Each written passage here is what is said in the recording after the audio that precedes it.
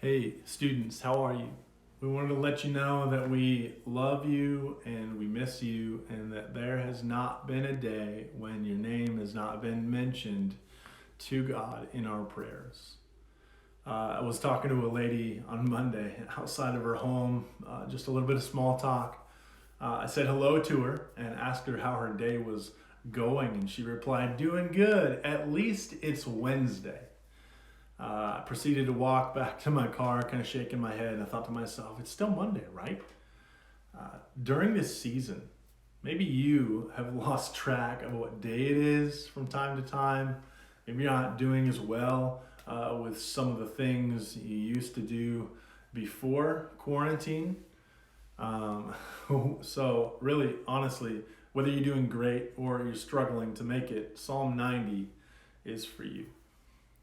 With one eye heavenward and one eye on the shortness of life, Moses writes these 17 verses that help our souls in every single season. Let's read Psalm 90 and ask God to point out some things to us as we take home a few truths for the benefit of our lives. Verse 1 says this: Lord, you have been our refuge in every generation. Before the mountains were born, before you gave birth to the earth and the world, from eternity to eternity, you are God. You return mankind to the dust, saying, "Return, descendants of Adam." For in your sight, 1,000 years are like yesterday that passes by, like a few hours of the night. You end their lives, they sleep. They are like grass that grows in the morning. In the morning, it sprouts and grows. By evening, it withers and dries up. For we are consumed by your anger. We are terrified by your wrath. You have set our iniquities before you, our secret sins, in the light of your presence. For all our days ebb away under your wrath. We are ending our years like a sigh.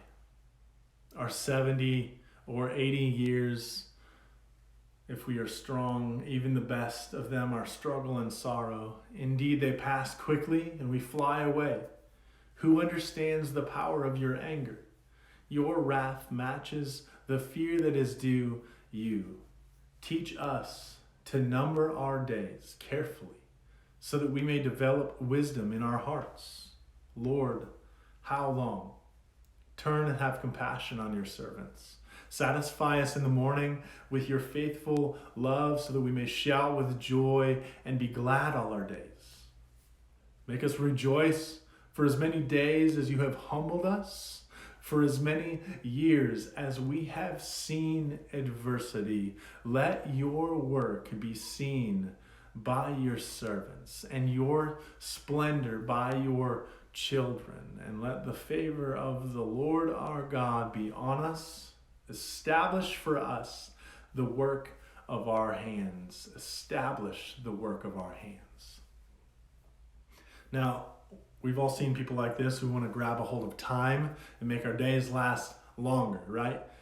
We love it when summertime hits because we have a little more daylight to do the things that we love. And what Moses is saying here is that we should begin with God's eternal being, his always existing, and let this truth shape the perspective of our days. We see in verses 1 and 2 that God is eternally our sovereign and our shelter, meaning that he is ruler of all that happens in line with his good and perfect character, and that we can take refuge in him.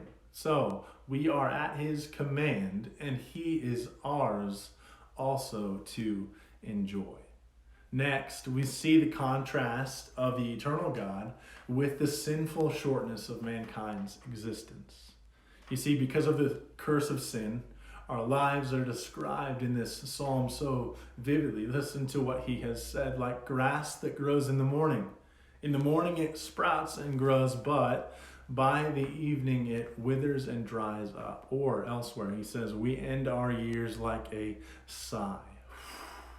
Our lives are 70 years, or if we are strong, 80 80 years, even the best of them are struggle and sorrow. Indeed, they will pass away quickly. So what can we do?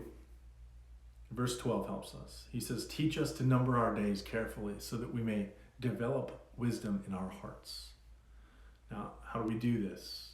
How do we exactly number our days? Number one, we must be humble.